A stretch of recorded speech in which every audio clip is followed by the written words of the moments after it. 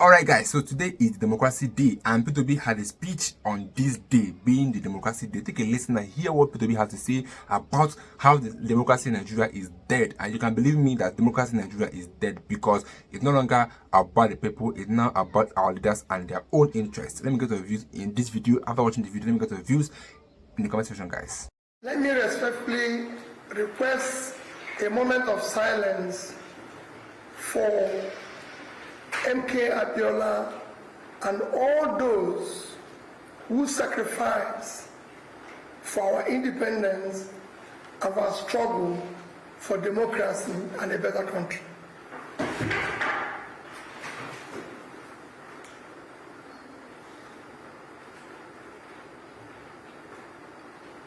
May his souls and all souls of faithful departed, through the mercy of God, rest in peace.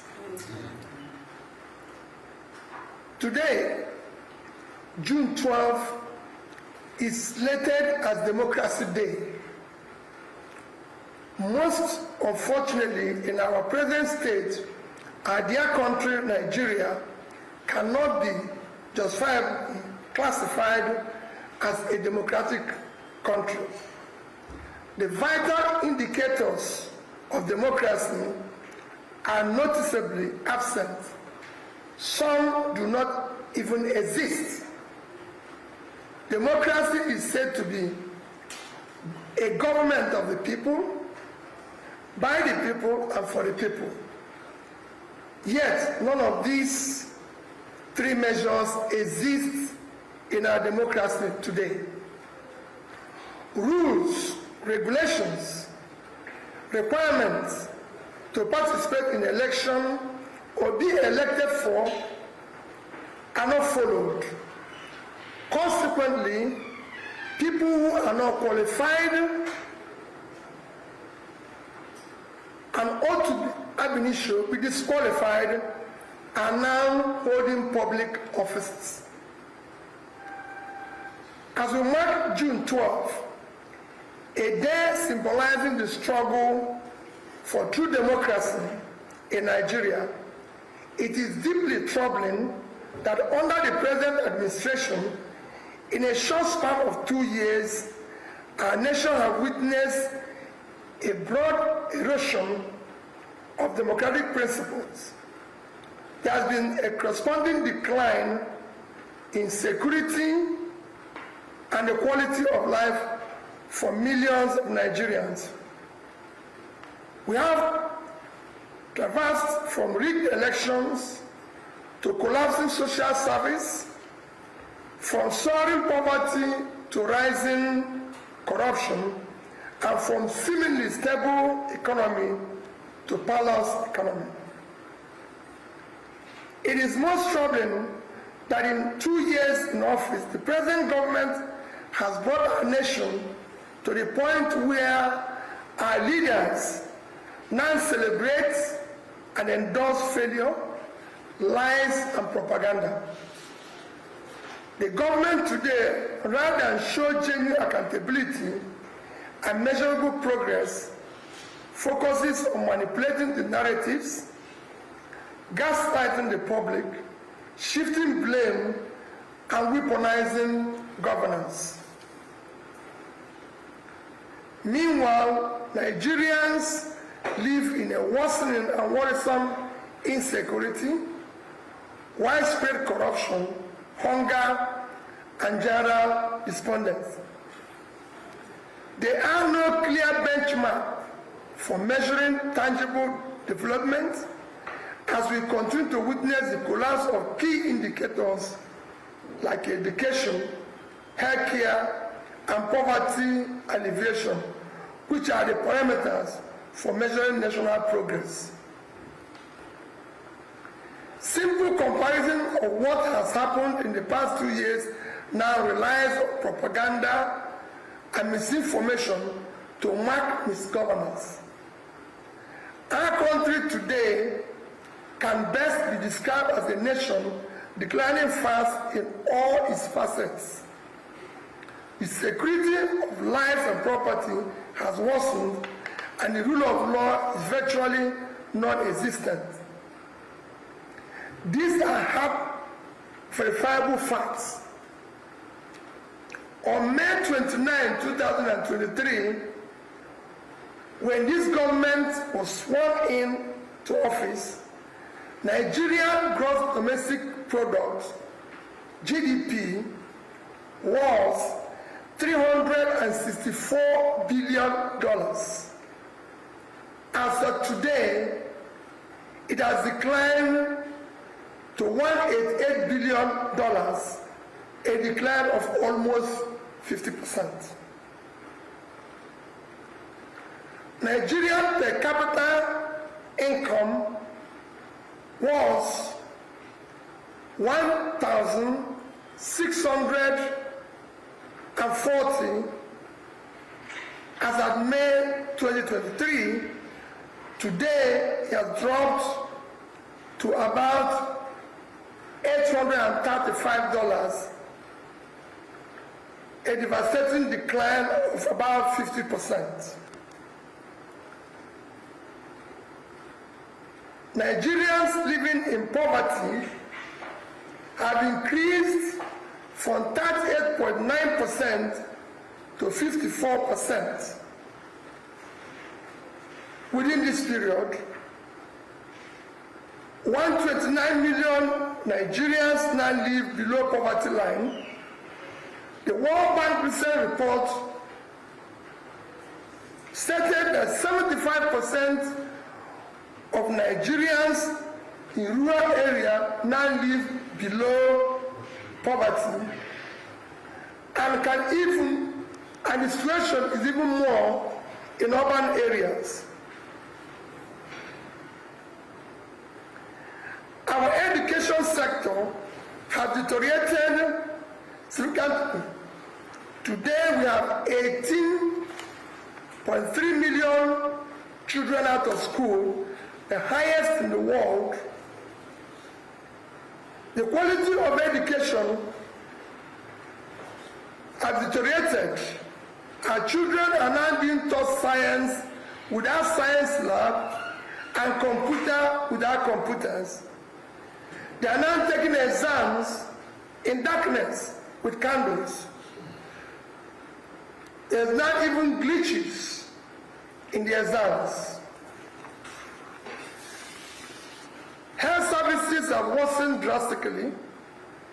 The National Primary Health Care Development Agency declared that less than 20% of over 30,000 primary health care centers across the nation are functional.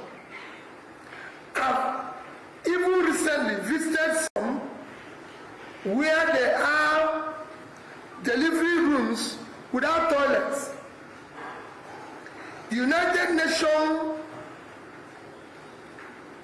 Agency recently reported Nigeria as the worst country to give birth, with one death recorded every 7 minutes.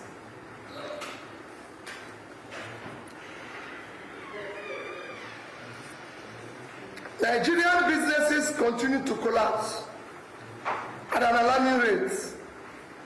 Within these 2 years, approximately 7 million micro, small, and medium enterprises shut down and folded up across the country.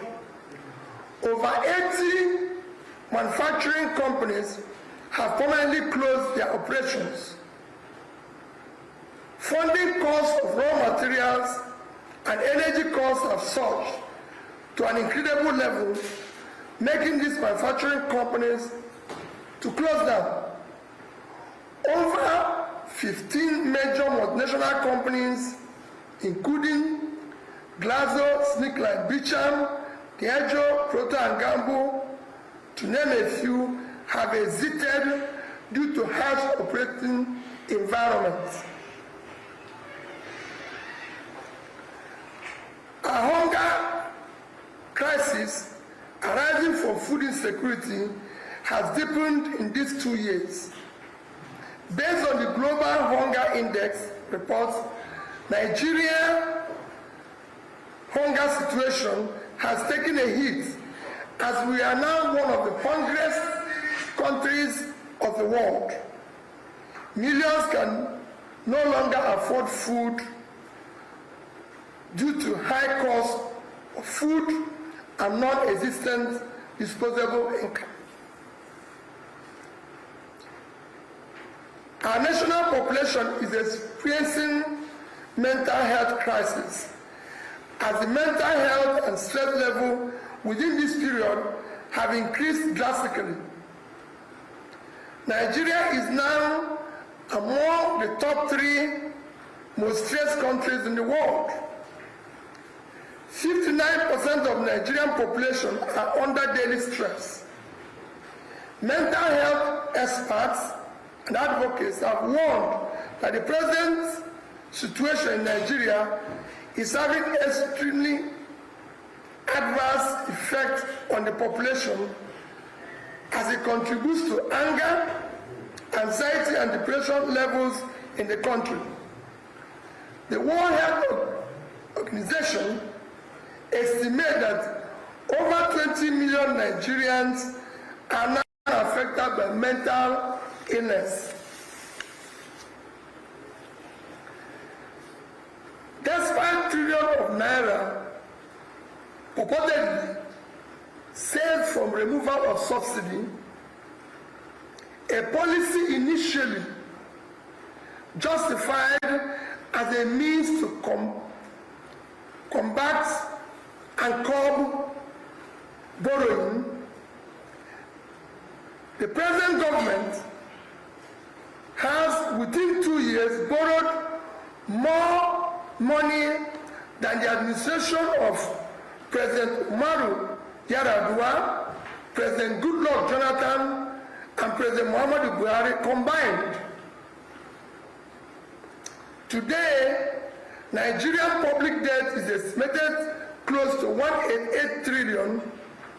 Nigerians were informed that the debt and the borrowings was to fund critical areas of development, which are education, health, and pulling people out of poverty.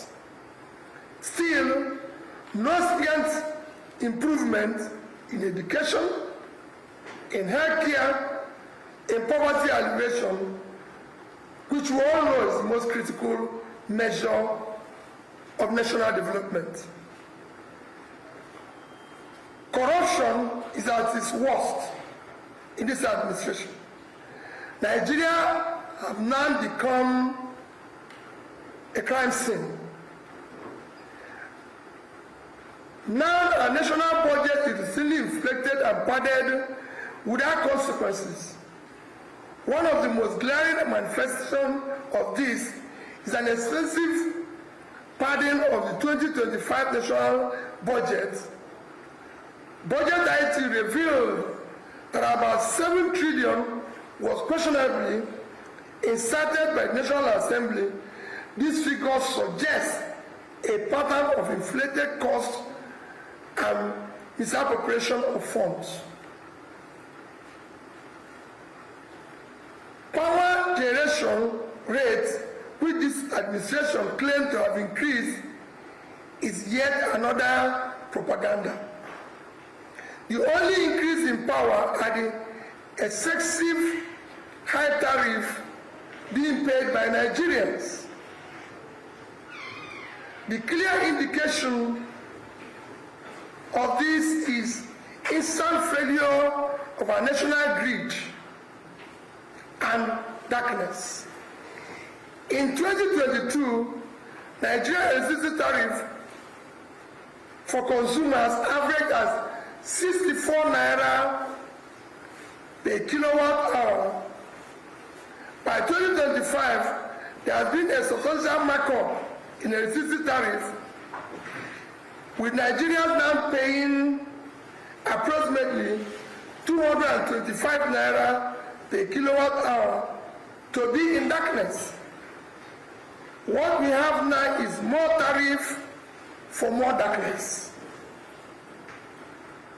Nigerians should not forget the firm promise of Mr. President while campaigning 22nd of December 2022, and I quote, "If I don't give you constant power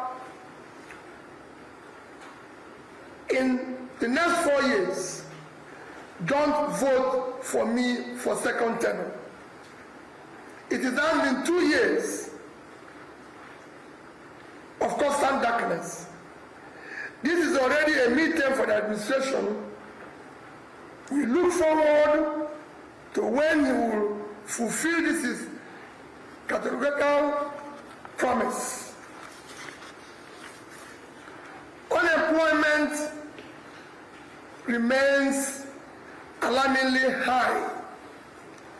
Although government has attempted to manipulate the statistics to suit its narrative, the reality is that unemployment is worsening, especially among the Nigerian youths in their productive age.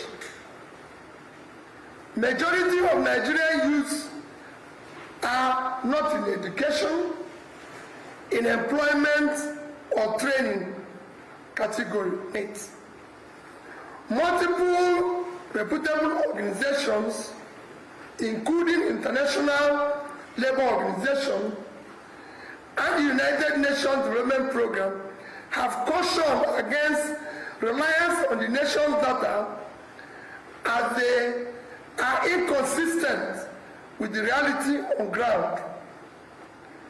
The ILO has noted that Nigerian youth unemployment and unemployment rates remain dangerously high.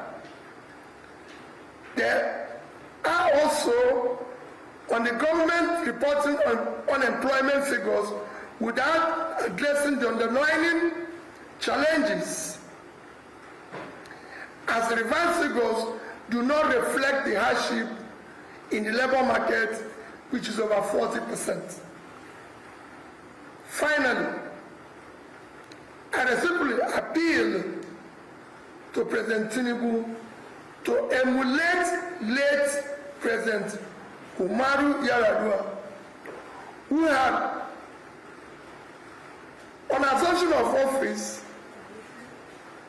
was honest enough to admit that the process that brought him into office was wrong and not sufficiently credible, and thus insist on doing what is right to save our democracy.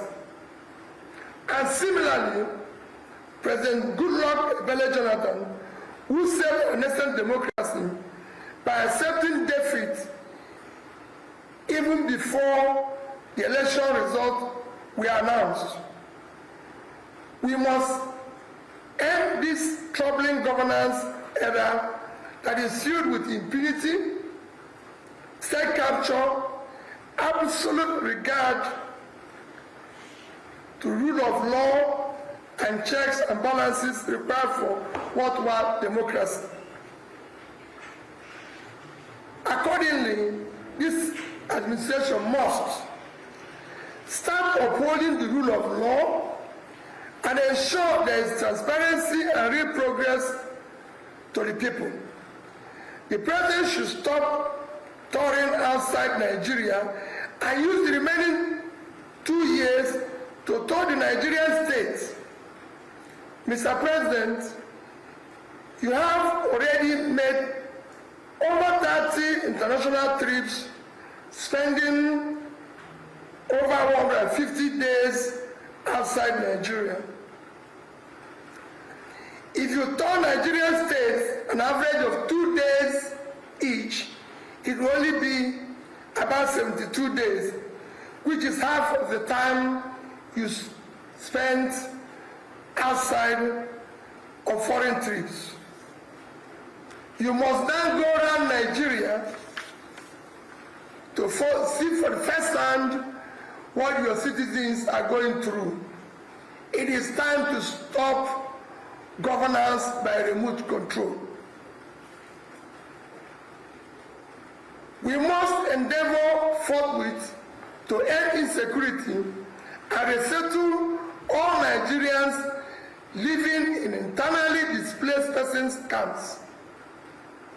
It is unacceptable that millions of our fellow citizens remain in the displaced camps in their own home state and fatherland, while the rest of us live in comfort and in some cases opulence.